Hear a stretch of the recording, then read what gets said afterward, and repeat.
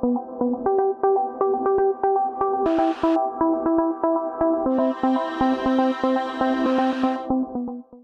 morning, Europe, and welcome to Digital Luxembourg. It's great to have you here. Hope you can make it in person next time. But since you couldn't make it here in person, I welcome you to Digital Luxembourg. And I wanted to take the first opportunity to show a bit how digital or Luxembourg looks like. Today it's actually snowing here. There's a tremendous amount of snow. But this is a bit how it can look like in the summer here in the Belval area, where LIST is located together with all the key research actors, for example, University of Luxembourg. You see the beautiful university building here with LIST just behind, universities, also interdisciplinary centers, the Luxembourg Institute of Health. And what is interesting is that this was all constructed in the last 15 years. When I came to Luxembourg the first time, and that was in 2002, there was hardly anything here in terms of research and innovation. There was no university, LIST didn't exist, Belval didn't exist. And this is one of the key points about doing research and innovation in Luxembourg. It's the speed and agility of this country. So I'd like to talk a bit about, why doing research and innovation in Luxembourg. And it's based basically on 4 different pillars. And the first is indeed the speed and agility. Luxembourg is a small country, as you know. We can never become the biggest, but we can be rather quick. We can be rather fast, and we can be rather agile.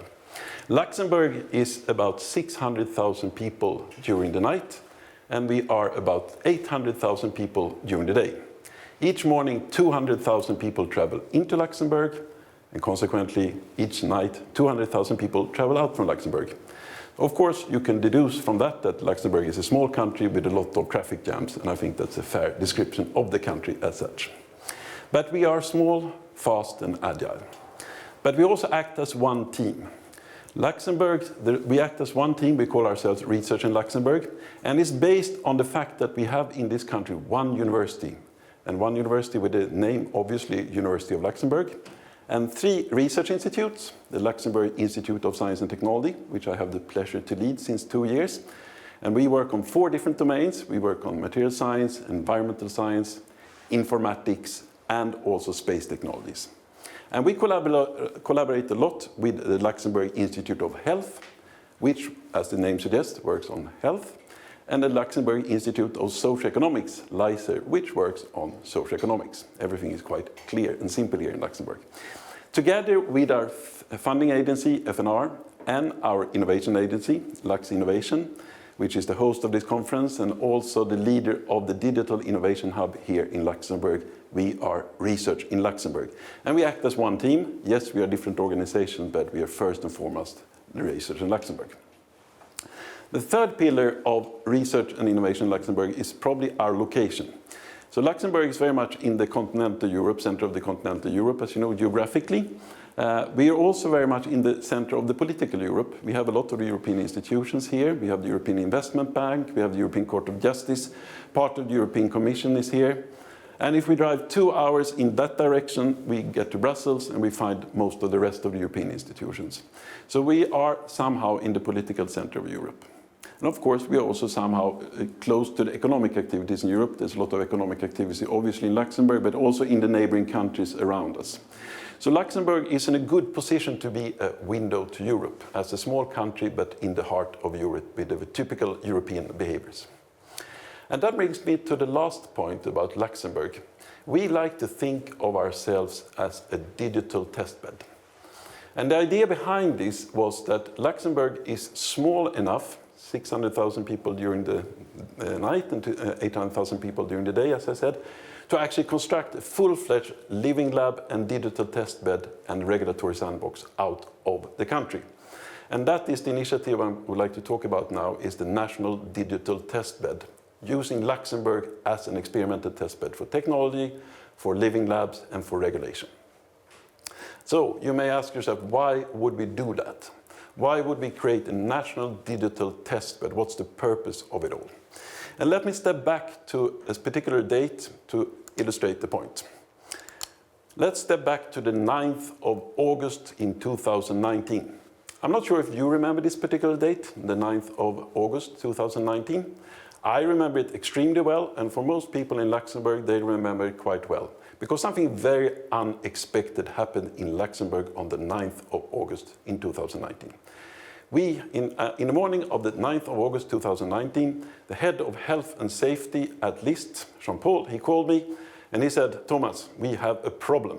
And it's fair to say when Jean-Paul calls me, it's usually that we have a problem since he's dealing with health and safety, and he calls me typically when we have an incident or so. So we said, yes, okay, we have a problem. What is the problem? And he told me then that there is a tornado in Luxembourg, in the Bachelage area, where LIST has one of our main laboratories. So this was completely unexpected. To my knowledge, this is the first time we have a significant tornado in this country, at least in the recent times. And it came with a lot of havoc. Actually, one of our labs was partly damaged, not so severe, fortunately, but there was a serious tornado. So there was an environmental impact, an environmental event which we really didn't see coming, but when it happened, it had severe consequences for the country.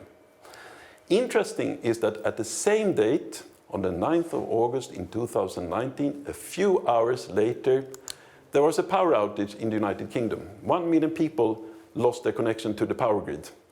And at the same date, the 9th of August in 2019, the refueling system at the Schiphol airport malfunctioned and the planes were stranded and the logistics and the mobility stopped. All of this happened on the same date, the 9th of August 2019 in Europe, and these events were unexpected and they had severe consequences. And the question is, how can we build a society where we can protect ourselves against these events? How can we build a digital, more resilient society which can mitigate events like this? So let's talk a bit about resilience. What is resilience? Well, resilience, you could argue, is the capability of a system to withstand pressure. So here it's illustrated by a bank vault. A bank vault is typically if you take a hammer and you bang on it, it will not break, right? So it's resilient, you would say. It feels intuitively that it's resilient. And what is the opposite of resilient? Well, it's probably something that is fragile, illustrated by a glass. So if you bang on a glass, it will break. It's fragile. That, I think, is intuitive.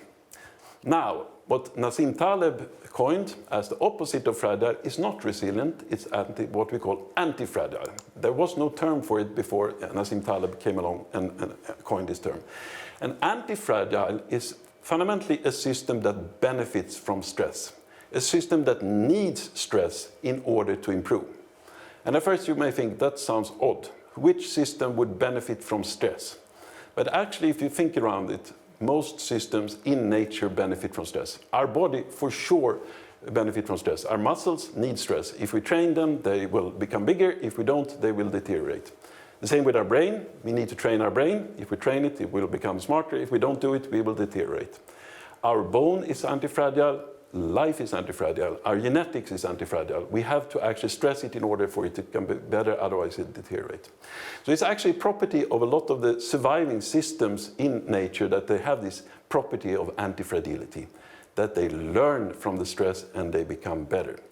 So the question then comes, how can we apply this antifragility to a digital system and a digital twin? So that was the challenge we set up. Let's build a digital twin of the country, a digital replication of Luxembourg that can be used to understand the country as such, but also to predict how the country will be in the future. And actually, we even look into what was the past. We look into a time machine of Luxembourg, you know, going backwards in time. It's very interesting to see time here, in the future, and in the past. And let's build it in a way that it becomes antifragile, in a way that it learns from tornadoes, from energy problems, or from airport issues on logistics or mobility. So we simply build a learning system, which is the digital twin of the country. Who could benefit from that? Well, we as researchers, at least, and the University of Luxembourg and other researchers, of course, this is a great platform for us. As an innovation platform, we can do a lot of interesting research on it. But also for our partners from the companies, they can also use it as a test bed to test their products and services in a very controlled environment with a technical test bed, but also with real people as a living lab. And we can even do policy experiments with it. And that's interesting for the public authorities, for the decision makers, to take better decisions, you need to try different policies, test them against future scenarios. This is what we call scenario planning, and I will come back to that. But for public authorities, this is a very valuable tool, a control manner, let's say. And of course, for our citizens, to simply provide a better quality of life for those who live here in Luxembourg and its vicinities. So that was the idea. And then we thought, okay, we can apply this to a number of different use cases, and we thought about urban planning, resource management, energy systems, mobility, and so forth. Great ideas, and then something happened. And this is life. Things happen which you cannot predict, but you have to somehow adapt. And what happened was that we all see something coming called the COVID-19 situation, where we suddenly had a pandemic on top of us. And the question was then, can we use this digital twin in some sense to do something about the pandemic? Can we use it to predict the pandemic, what would happen under different cases? So we changed direction and we started to build this, let's say, dashboard for the pandemic. And this is what you see here, a footage of our visualization wall, which is our, let's say, window to the digital twin. And this has been built together with all the research actors here. And what you can see here is how we can simulate the impact of different policy decisions. Shall we open the schools or shall we not open the schools? Shall we close the borders? Shall we not close the borders? What would happen if we open the restaurants, for example? And what would be the impact on the number of hospital beds, on the number of infections, what you see here? But what would also be the impact on the socioeconomics, which you see here? This was, from the first wave. What would happen? Would we have a second wave under certain policy decisions? And how would the different sectors in our economy be affected? And also looking into the mobility and logistics, because we realized that the mobility and logistics chain must be preserved and enhanced using this tool. So we changed tack and we started to build, let's say, a control room for the pandemic using this technology. And that has served us very well. But now it's time to continue with this, of course, but turn back to another use case which we had in mind from the start. Here is, by the way, all the contributors to this interesting bed. So it was Luxembourg Institute of Health doing the health part, the LCSB doing the epidemiologic studies, socioeconomics came from Luxembourg Innovation and LICER, and logistics came from Insert and University of Luxembourg together with us. But now we're turning our attention not away from this, because this is one of the use cases for our digital twin, but we're also looking to another use case which is very interesting for this country, and that is energy and electromobility. What is very specific when it comes to energy in this country is that we hardly produce any electricity here in the country in itself. We import almost all our electricity from our neighboring countries. So our grid is under a lot of stress here. And the question is how to build a resilient energy grid, considering that we have so much fluctuation on it, that we import so much, and frankly, that we also consume a lot of energy, specifically in our industry. We have a lot of industry in Luxembourg, and a lot of them actually consume energy. They even have their own grid for this purpose. So as you know, the energy grid is going through a big transformation, going from a very centralized way of producing energy, those were the big days, to, let's say, a situation where it's more distributed. And this distribution with new energy vectors, like solar, like wind, but also intermittent storage like hydrogen, electric cars, points to a situation where we have a grid which is bidirectional, must include much more information, and is frankly much more fragile, since we have much more fluctuations in the generation and also the usage of our energy.